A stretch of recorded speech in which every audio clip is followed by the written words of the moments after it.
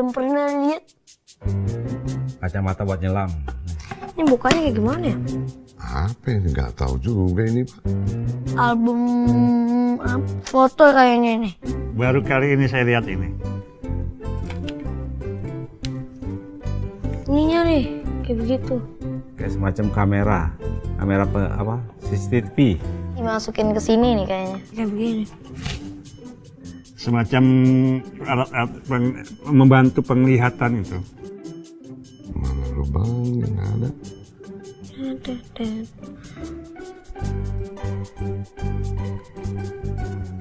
Gak tahu ah. Caranya nggak ngerti. Detektor atau theft. Hai, berjumpa lagi kita pada minggu ini bersama cikgu iaitu Cikgu Max Brilla. Okey, pada minggu ini topik kita adalah berkaitan dengan kekeluargaan iaitu jurang generasi. Boleh juga rujuk buku teks muka surat 164 hingga 168. Okey, kita tengok dulu apa standard pembelajaran untuk topik kita pada hari ini. Okey, yang pertama, menyatakan maksud jurang generasi. Yang kedua, menganalisis jurang generasi dalam keluarga. Yang ketiga, menilai kepentingan merapatkan jurang generasi dalam keluarga. Dan yang keempat, menjana idea cara merapatkan jurang generasi dalam keluarga. Okey, cikgu berharap habis saja topik pembelajaran pada hari ini, kamu dapat mencapai semua standard pembelajaran yang telah dinyatakan di dalam slide ini tadi. Baiklah, kita tengok dulu apa pengenalan untuk topik kita pada hari ini, iaitu kekeluargaan. Apa itu keluarga? Okey, keluarga merupakan satu kumpulan manusia yang hidup bersama sebagai satu unit kecil dalam masyarakat. Ahli-ahli keluarga selalunya mempunyai ikatan kekeluargaan, hubungan darah dan biasanya tinggal bersama. Okey, kalau kamu masih ingat topik kekeluargaan kita semasa yang kita belajar semasa tingkatan 1, kita belajar tentang jenis-jenis keluarga yang terdiri daripada keluarga tunggal, keluarga nukleus dan keluarga kembangan. Okey, setiap itu merupakan ikatan kekeluargaan di mana sama ada dia mempunyai hubungan darah ataupun tidak dan selalunya akan tinggal bersama. Itu pengenalan untuk topik kita pada hari ini, iaitu kekeluargaan. Apa itu keluarga? Baiklah. Kita tengok sini. Apa yang dimaksudkan dengan jurang generasi? Okey, jurang generasi bermaksud perbezaan antara generasi lama dengan generasi terkini. Maksudnya, dalam sesebuah keluarga, kita ada pelbagai generasi. Sebab kita mungkin ada, bukan mungkinlah, kita memang ada nenek, ada datuk, ada mak, ada ayah, ada kakak, ada abang, ada adik. Jadi inilah yang dimaksudkan dengan perbezaan generasi. Sebab datuk mungkin generasi lebih lama berbanding dengan generasi kamu yang lebih terkini. Faham tak? Itu maksud jurang generasi. Perbezaan di antara generasi yang dahulu dengan generasi yang sekarang. Okey, kita tengok sini. Generasi dikategorikan mengikut tahun kelahiran. Nanti kamu bolehlah tahu generasi-generasi yang terdapat di dalam keluarga kamu. Kita tengok sini satu persatu. Okey, baby boomers. Okey, generasi baby boomers ini adalah individu yang lahir sebelum tahun 1965. Okey, diikuti dengan generasi X iaitu yang dilahirkan tahun 1965 hingga 1980. Okey, generasi Y pula 1981 hingga 1994 dan seterusnya diikuti pula generasi Z. Generasi kamu lah kan? 1995 hingga 2010. Adakah kamu generasi Z ataupun Alpha? Jangan keliru Kamu lahir tahun apa? Kalau kamu umur 14 tahun. Okey, itu generasi Z dia. Okey, seterusnya kita tengok generasi yang terkini, iaitu generasi Alpha. Generasi Alpha adalah yang lahir tahun 2011 hingga 2025. Sekarang kita berada di tahun 2021. Okey. Kita tengok gambar ni yang cikgu dah letak yang setiap baby boomers, X, Y, Z dan Alpha. Kenapa cikgu letak generasi Alpha itu ada komputer riba? Sebab generasi Alpha dengan generasi Z selalunya mereka tidak boleh berenggang dengan gadget ataupun peranti seperti handphone, komputer riba, yang elektronik. Okey, itu tentang kategori-kategori generasi mengikut tahun kelahiran. Okey, kita tengok pula faktor wujudnya jurang generasi. Kenapa wujudnya jurang generasi? Kenapa kita berbeza dari atuk nenek kita, berbeza dari moyang kita? Okey, kita tengok yang pertama. Faktor yang pertama, latar belakang kehidupan. Okey, latar belakang kehidupan ini dia akan mempengaruhi gaya hidup. Okey, contoh seperti generasi dahulu melakukan sendiri kerja rumah, di mana generasi sekarang boleh mendapatkan khidmat orang gaji. Generasi sekarang tak menggunakan khidmat orang gaji pun tak apa. Sebab apa? Banyak robot ataupun benda-benda elektronik yang boleh memudahkan kerja kita. Contoh generasi sekarang masak nasi guna periuk nasi, betul? Tak seperti atuk moyang kita zaman dulu. Mereka hanya menggunakan kayu api untuk masak nasi, untuk masak lauk. Berbanding dengan generasi kita sekarang, semuanya boleh menggunakan dapur gas boleh, elektrik boleh.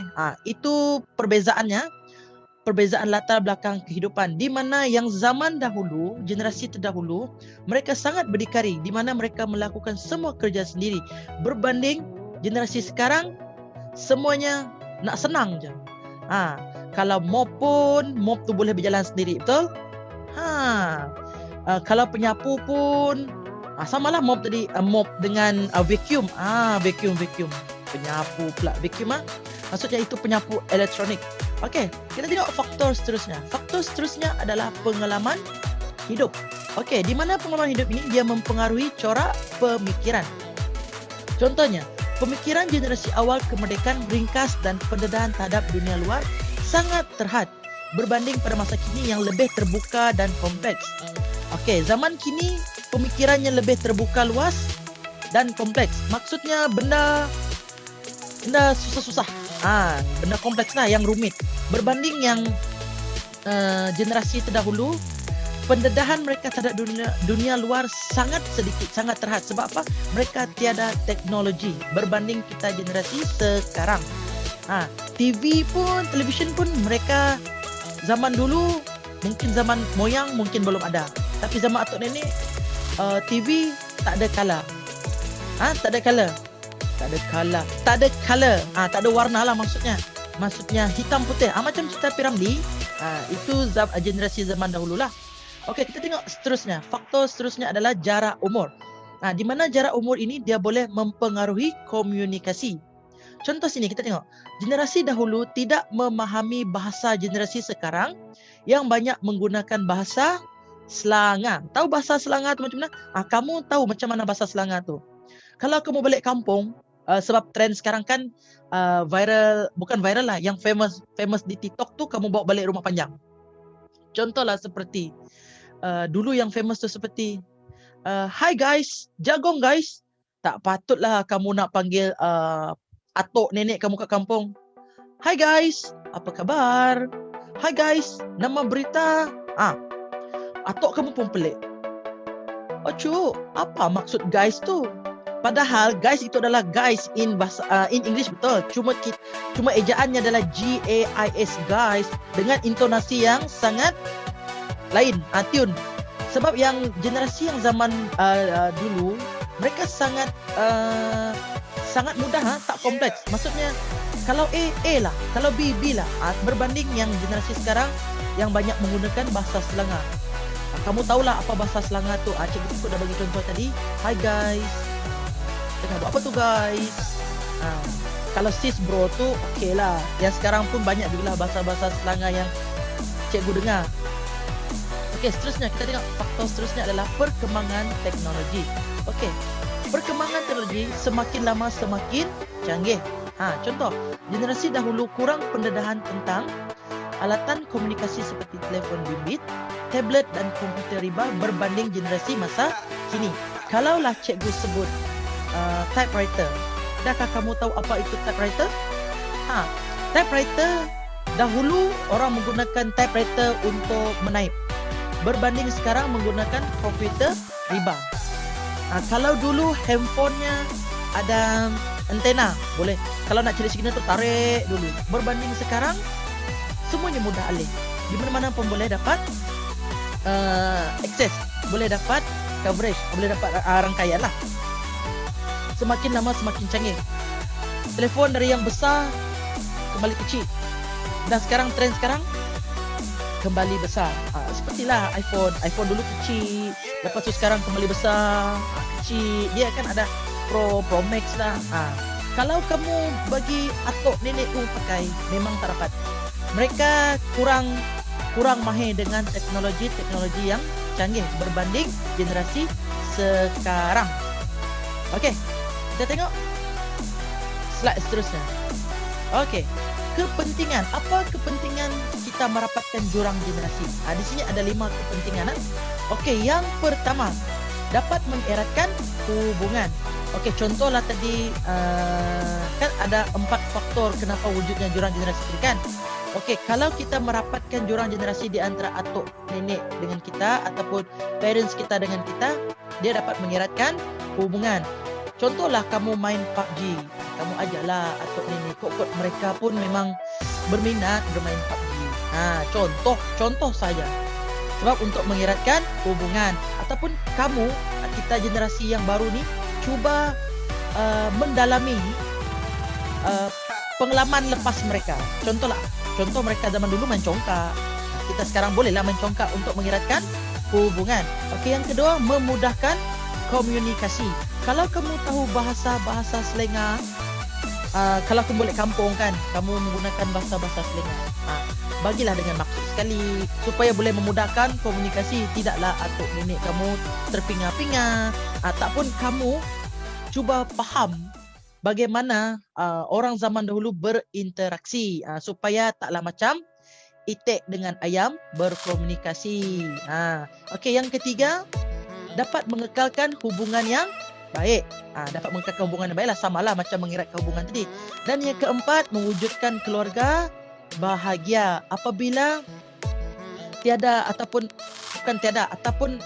apabila jurang generasi tersebut dirapatkan, kita dapat mewujudkan keluarga bahagia lah. Sebab apa? Apabila kita main phone, contoh main phone,